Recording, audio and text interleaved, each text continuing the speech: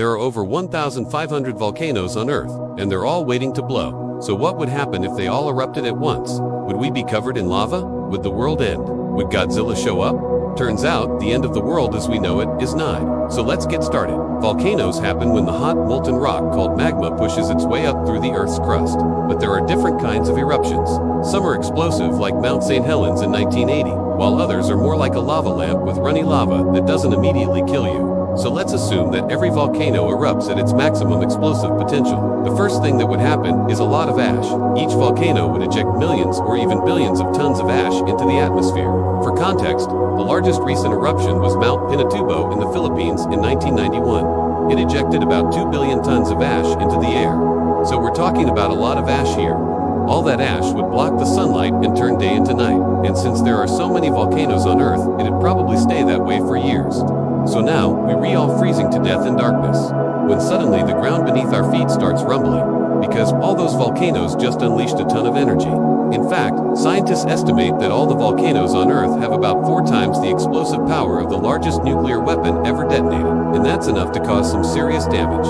Buildings would collapse, bridges would crumble, and giant shockwaves would rip across the planet. So you might think this is the end of the world, but Mother Nature has a few more tricks up her sleeve. All those volcanoes spew tons of gas into the atmosphere, including water vapor, carbon dioxide, and sulfur dioxide. The amount of sulfur dioxide would be especially bad because it reacts with water vapor in the air to form sulfuric acid. And right about now, things are getting real apocalyptic. That sulfuric acid forms a haze in the lower atmosphere, which blocks sunlight and cools the surface. Combined with all the ash, global temperatures could fall by several degrees for years, leading to an ice age. And not the fun kind either, but the boring kind where everything's covered in ice and snow. No polar bears, no penguins, no Elsa, just endless white and cold. So now, you're refreezing in the dark when suddenly it gets really hot and humid, because all that volcanic ash and gas is also causing massive flooding. See, all that ash isn't just floating around in the atmosphere. Eventually, it's going to come down, and when it does, it's going to cause massive mudslides. All that extra weight from the ash makes the ground unstable, so hillsides collapse, sending huge amounts of mud, rock, and water rushing down them. These mudslides would carve new valleys into the landscape and deposit thick layers of sediment at the base. And let's be real, at this point, you probably do care about the landscape because you're probably getting swept away by one of these mudslides yourself. But wait, it gets worse. As the water carrying all that ash and sediment reaches the ocean, it'll cause massive coastal surges. Whole towns and cities could be wiped off the map in a single wave. And since this is happening everywhere, we're talking about a global catastrophe. Now, if somehow you survived the initial blast, the ash, the mudslide, and the tsunami, you might think you're in the clear. But you're not, because all that ash and gas also caused a bunch of earthquakes. Every volcano is connected to a network of faults, and when you start poking holes in those faults by injecting tons of gas and ash into the crust, weird things happen. Some places will experience strange tectonic activity, and that means earthquakes. They could be big, they could be small, but they'll definitely be felt all over the world. So to sum up, everything would be destroyed.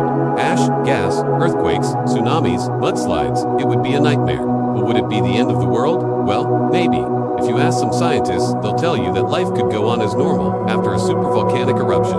There's plenty of evidence for this in the fossil record. For example, there's this one site in New Mexico called the Ghost Ranch. It's famous for having tons of fossils from the Cretaceous period, the time when the dinosaurs roamed the Earth. But there's this one layer of ash in the rocks that came from a nearby volcano. And right after that ash layer, there's a whole bunch of dead dinosaurs. But look a little closer, and you'll see something interesting. A lot of the fossils in the layer above the ash are the same kinds of animals that you find below it. And that suggests that the ecosystem didn't change much after the eruption. Life just kind of kept going. So maybe we'd all be okay in the end, or maybe we'd be slightly less okay.